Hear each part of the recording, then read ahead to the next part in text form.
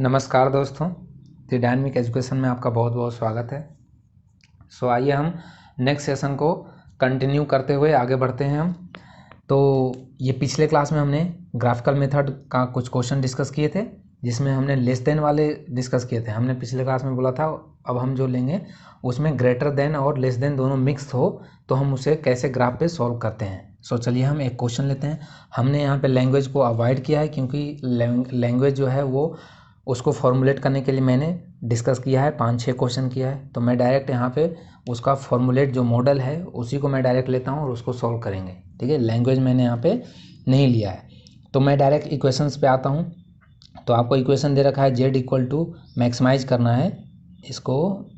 ये ज़रूरी है कि ये फंक्शन कैसा है, तो प्रॉफिट वाला फंक्शन है, मैक्सिमाइज करना है। z का वैल्यू है 3x1 plus 4x2। Okay, and हमारा जो सब्जेक्ट 2 है, सब्जेक्ट 2 मतलब कंस्टेंट जो हमारा है वो है 5x1 plus 4x2 less than equal to 200 and 3x1 plus 5x2 less than equal to 150। And एक और कंस्टेंट है, दो और कंस्टेंट है इसका, 5x1 plus 4x2 greater than 100 and one another constant 8x1 plus 4x2 greater than 80। ठीक है, और हमारा जो नॉन नेगेटिव कंस्टेंट है वो ये है कि जो हमारा जो दोनों वेरिएबल वो कभी भी जीरो लेस देन जीरो नहीं होगा। ठीक है, तो हमने ये हमारे कंस्टेंट हो गए, इसको सॉल्व करना है आपको। अब बताइए इसे हम कैसे सॉल्व करें। तो हम ग्राफिकल मेथड से सॉल्व करेंगे। हमें पता है ग्राफिकल मेथड में हम पहले ग्राफ बनाएंगे। ओके, इस ग्राफ पे हम क्या करते हैं, पहले तो जितने भी हमारे कंस्टेंट हैं इसको हम एज ए इक्वेशन मान के, और हम इक्वेशन को सॉल्व करने आता है, हम दो कोऑर्डिनेट निकालते हैं और उस लाइन को हम खींचते हैं। फिर हम देखते हैं कि कौन सा रीजन हमारा फिजिबल होगा। तो वही सेम करेंगे हम। फर्स्ट का लेते हैं, तो फर्स्ट का कोऑर्डिनेट क्या मिलेगा बताइए, 5x1 plus 4x2 equal to 200। इसको कर लीजिए, तो यहाँ से 0 पुट कीजिएगा तो ये x1, तो मतलब आपका जो यहाँ कोऑर्डिनेट मिलने वाला है वही मिलेगा क्या, 0। ये होगा ए जो होगा वो 0, और ये 5 से डिवाइड करेंगे कितना हो जाएगा, 40 5 200, मतलब आप 0 और 40 और एक मिलेगा 40 और 0, यही दो मिलेगा यहाँ पे। सॉरी, जब x1 0 कीजिएगा तो ये आपको 50 मिलेगा, क्योंकि 4 से डिवाइड जाएगा ना। ये दो कोऑर्डिनेट मिल गया। तो हम यहाँ पे पहले डिनोट कर लेते हैं। तो हम यहाँ से डिनोट कर लेते हैं 10 20 30 40 एंड 50। ओके, इधर भी कर लेते हैं 10 20 30 40 और 50। अब इन दोनों को ये इस कोऑर्डिनेट को ध्यान में रखते हुए 0 50, मतलब 0 50 यही होगा, 0 50 वाली कोऑर्डिनेट, और 40 0 मतलब ये वाली कोऑर्डिनेट है 40 0, जहाँ पे ये हमारा x1 है और ये हमारा x2 है। ठीक है, और इन दोनों को हमें मिला देना है। तो हम इसको स्केल से मिला देते हैं, हम इसको मिला देते हैं।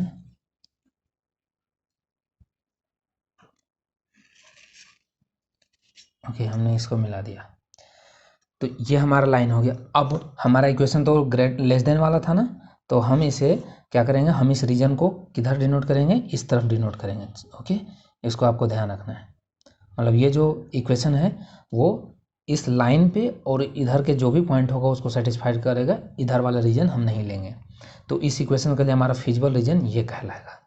और जबकि इस अब इस यहाँ भी लिमिटेशन है कि इस के इधर कितना, क्या इस क्वाड्रेंट में आ जाए या इस क्वाड्रेंट में आ जाए, नहीं, हमें ये भी इसको भी ध्यान रखना है। x1 x2 हमेशा ग्रेटर देन इक्वल टू 0 होगा, मतलब इस रीजन में ही रहना है इसको। चलिए दूसरा लाइन खींच लेते हैं। ये हमारा 3x1, और यहाँ पे जब पुट करेंगे तो ये हमें आपको यहाँ से आपको दो कोऑर्डिनेट मिलेगा। कौन, एक तो मिलेगा, देखिए जब x2 0 पुट कीजिएगा तो ये आपको मिलेगा 5, मतलब 3 से 5 50 मिलेगा। तो x1 50 जब x2 0 पुट कीजिएगा तो, और एक मिलेगा जब x1 0 पुट कीजिएगा 0, तो एक कोऑर्डिनेट मिलेगा, 5 से डिवाइड कीजिए इसको तो ये 30 मिलेगा। तो यहाँ पे आपको क्या मिलेगा, 30। ओके फाइन, ये करेक्ट है। तो हम अब इसको इस पे ड्रॉ कर लेंगे। ये देखो 50 और 0 है और ये 0 और 30 है, तो हम इसको यहाँ से ड्रॉ कर लेते हैं। इस लाइन को हमने यहाँ से खींच लिया, तो ये हमारा इक्वेशन हो गया। ये जो लाइन है वो किसका है, ये लाइन है 5x1 plus 4x2 equal to 200 का है। ठीक है, इसको भी ध्यान रखिएगा। ये कौन सा है, 3x1 plus 5x2 equal to 150 वाला है ये। ओके, तो ये हमने दोनों खींच लिया। तो इस दोनों का रीजन क्या है, दोनों का लेस देन है, तो इसका रीजन इस तरफ ही रहेगा, इस तरफ नहीं जाएगा। अब आते हैं हम इस पे ग्रेटर देन वाले पे। तो ये 5x1 और ये 4x2 इक्वल टू क्या है, ग्रेटर देन इक्वल टू 100 है। अब ग्रेटर देन इक्वल टू 100 है, तो आप यहाँ पे इसका जो कोऑर्डिनेट आएगा आप 0 पुट कीजिए, x2 0 पुट करेंगे हम। x2 जब 0 पुट करेंगे तो हमें x1 कितना मिलेगा, 5 से डिवाइड कीजिएगा तो ये 20 मिलेगा हमें। और एक और कोऑर्डिनेट कितना मिलेगा, जब हम x2 0 पुट करेंगे तो 5 से डिवाइड कीजिएगा तो ये हमें, सॉरी x1 जब 0 पुट कीजिएगा तो x2 आएगा आपको 25। ठीक है, ये 25 मिलेगा। तो हमें 20 0 और 0 25, तो 20 0 कौन होगा, 20 0 ये लाइन है। ठीक है, और 0 25 कौन हो जाएगा, ये। ठीक है, तो इन दोनों पॉइंट को हमें मिलाना है। ओके, तो हमने इन दोनों पॉइंट को मिला दिया, और ये जो पॉइंट है ये कितना है, ये है 0 25, 0 25।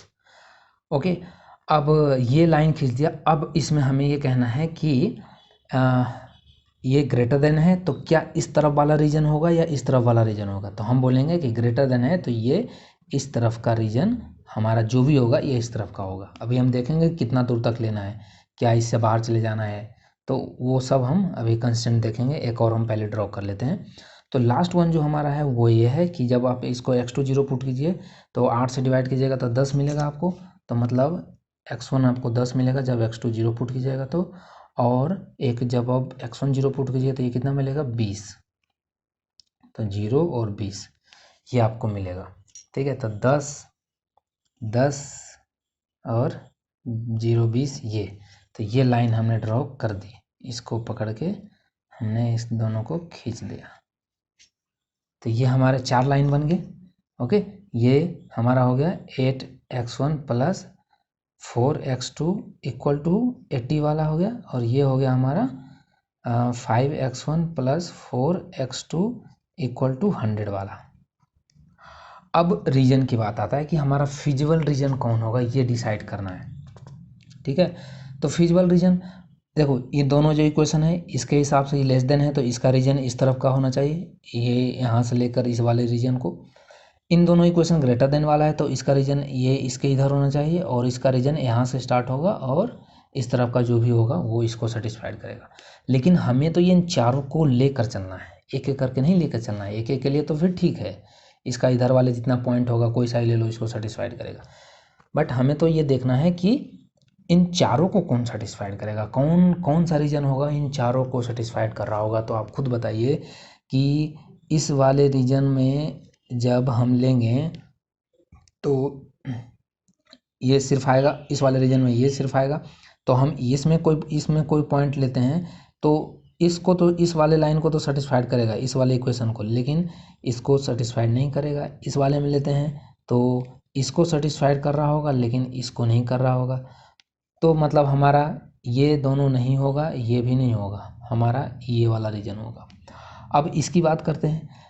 तो जब मैं यहाँ कोई पॉइंट लेता हूँ, यहाँ जब कोई पॉइंट लेता हूँ तो देखो ये वाली लाइन भी सेटिस्फाइड होगा, इधर वाली भी जितने भी पॉइंट होगा इस लाइन को सेटिस्फाइड करेगा। बट और ये जो पॉइंट है, ये जो पॉइंट हमने लिया है, ये पॉइंट ये इस लाइन को और इस लाइन को भी सेटिस्फाइड करेगा, क्योंकि इसका रीजन इसके लेस देन वाला है, इधर वाला सारे हैं। तो मतलब 3 को किया, लेकिन इसको नहीं करेगा। क्यों? क्योंकि इसका रीजन ही स्टार्ट होता है इस तरफ से, मतलब इधर के जितने भी पॉइंट होगा इस इक्वेशंस को सेटिस्फाइड कर रहा होगा। लेकिन जब आपने इसके पीछे ले लिया तो वो कैसे सेटिस्फाइड करेगा, नहीं करेगा ना। तो इसका मतलब हुआ क्या कि हम ये इधर वाले रीजन भी नहीं ले सकते हैं। तो क्या हम ये वाला रीजन लें यहाँ पे? तो हमने देखा क्या कि ये वाला जैसे ही हम रीजन लेते हैं यहाँ पे, अब हमारा सही काम कर रहा है कि इधर वाले इस वाले इक्वेशन को भी सेटिस्फाइड करेगा इधर। क्यों?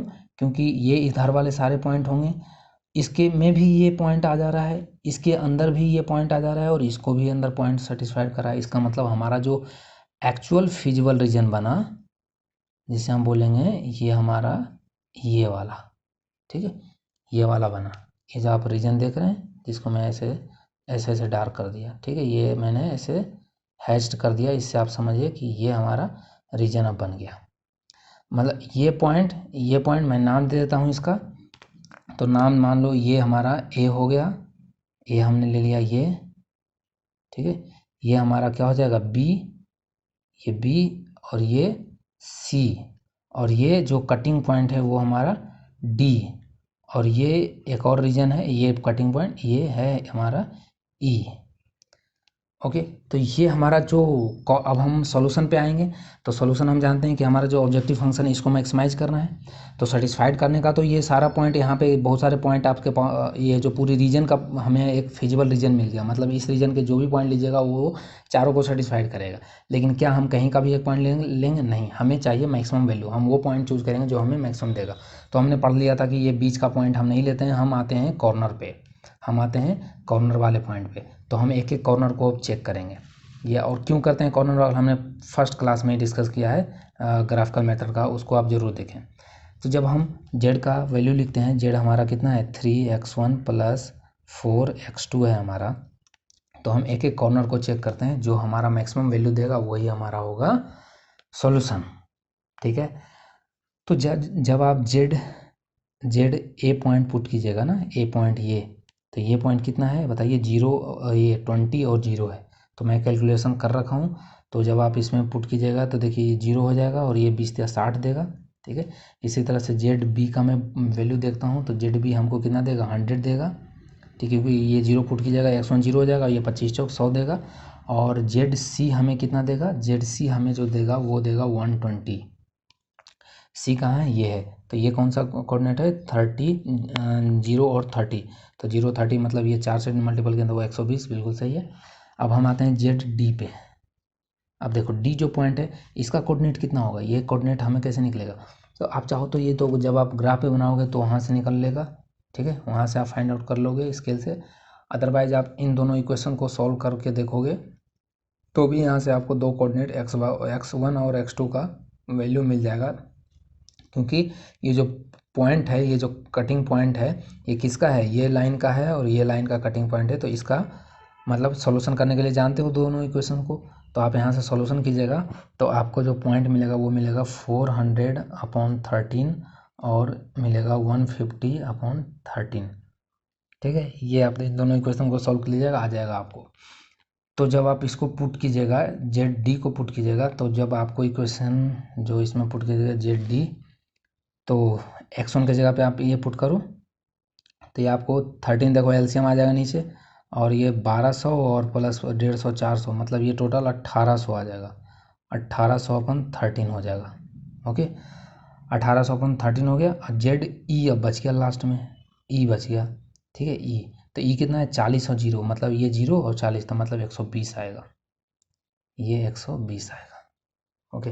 तो हमने सारे कॉर्नर पॉइंट को का उस पर जेड का वैल्यू हमने निकाल लिया, प्रॉफिट फंक्शन का वैल्यू निकाल लिया।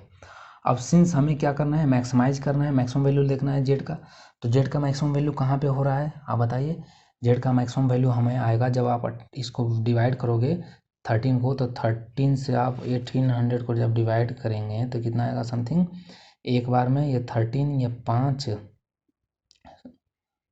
ठीक है, तो ये 0 और ये फिर 33 40 13 चौक 52, 33 40 39, और ये आ जाएगा 11, फिर 0, फिर ये कितने बार में? 6 बार में जाएगा, ठीक है, 8 बार में 13 तो ये आएगा इसका।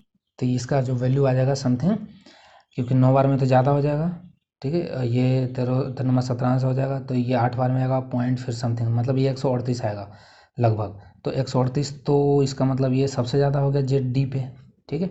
तो फिर हमारा क्या बोलेंगे? हमारा जो डी पॉइंट जो है वही हमारा सॉल्यूशन हो जाएगा। मतलब x1 का जो हमारा वैल्यू हो जाएगा वो हो जाएगा 400/13, और जो x2 का जो वैल्यू आ जाएगा वो हो जाएगा 150/13, ये हमारा x2 आ जाएगा।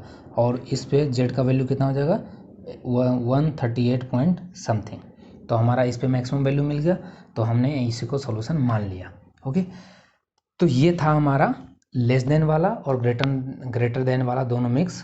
तो इस तरह से हम इसको सॉल्व करते हैं। आपको इसमें करना क्या था, इसी तो देखना है कि भाई जहाँ पे हमें वो एक फिजिबल रीजन चूज करना है, ठीक है, एक हमें फिजिबल रीजन चूज करना है। उस फिजिबल रीजन जो बन रहा है उसमें कितने कॉर्नर पॉइंट आ रहे हैं, उस कॉर्नर पॉइंट को लेना है और उस पर वैल्यू जेड का वैल्यू फाइंड आउट करके मैक्सिमम जो आएगा हमारा सोल्यूशन होगा। यही हमें करना है। अब वो ग्रेटर देन हो लेस देन हो, वो आप ग्राफ बनाना जानते हो, उसके हिसाब से फिर आप देख लेना कि कौन सा रीजन जो है वो सबको सेटिस्फाइड कर रहा है।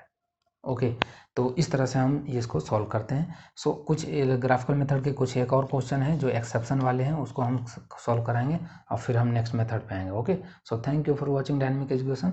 और यदि हमारा पढ़ाया हुआ अच्छा लगता है तो आप वीडियो को लाइक करें और नए हैं तो चैनल पे सब्सक्राइब कर लें। Thank you.